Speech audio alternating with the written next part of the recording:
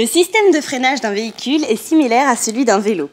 En serrant la manette de frein, la force est transmise à deux plaquettes solidaires au cadre par un étrier qui viennent frotter par pression la partie métallique de la roue du vélo. Le frottement permet de freiner et d'arrêter le vélo. C'est exactement la même chose, mais en un peu plus complexe pour une voiture.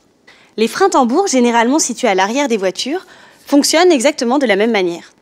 Le bon état de tous ces éléments garantit la sécurité du freinage.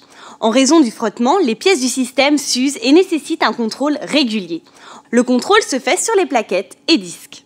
Le liquide de frein se change tous les 50 000 km et se vérifie avec les niveaux autour du moteur. Dans le système de freinage, les garnitures des plaquettes qui frottent contre le disque de frein s'usent rapidement.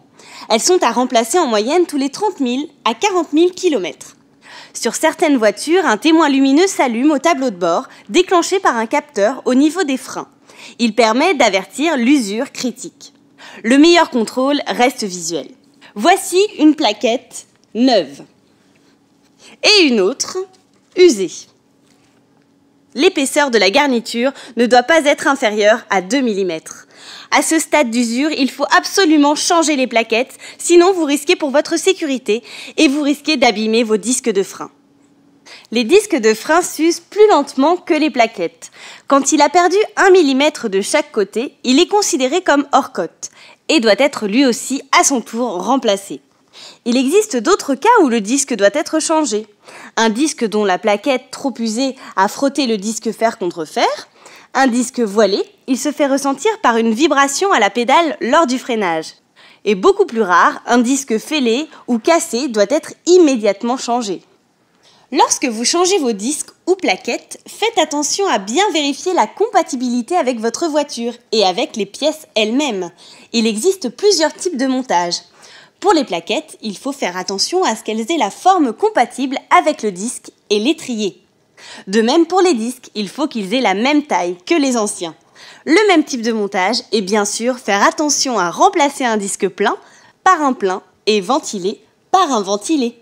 Les opérations mécaniques de démontage et de remontage sont relativement aisées. La seule difficulté est que beaucoup d'éléments sont très serrés et utilisent du frein-filet. Le frein-filet est une patte bleue sur le pas de vis qui empêche la vis de se desserrer sous l'action des vibrations des pièces. Il faut parfois utiliser un marteau sur la clé pour desserrer les écrous. Il faut donc respecter le remontage comme vous l'avez découvert, avec le même frein-filet, et bien resserrer les éléments. Les articles du Dico de l'auto expliquent les méthodes de démontage et de remontage des pièces liées au freinage. Il y a 3 signes d'alerte majeurs à savoir avant de reprendre la route.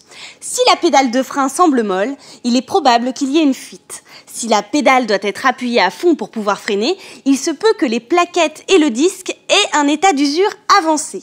Si le niveau du liquide de frein est bas, soit vos plaquettes et disques sont usés, soit vous avez une fuite dans votre circuit.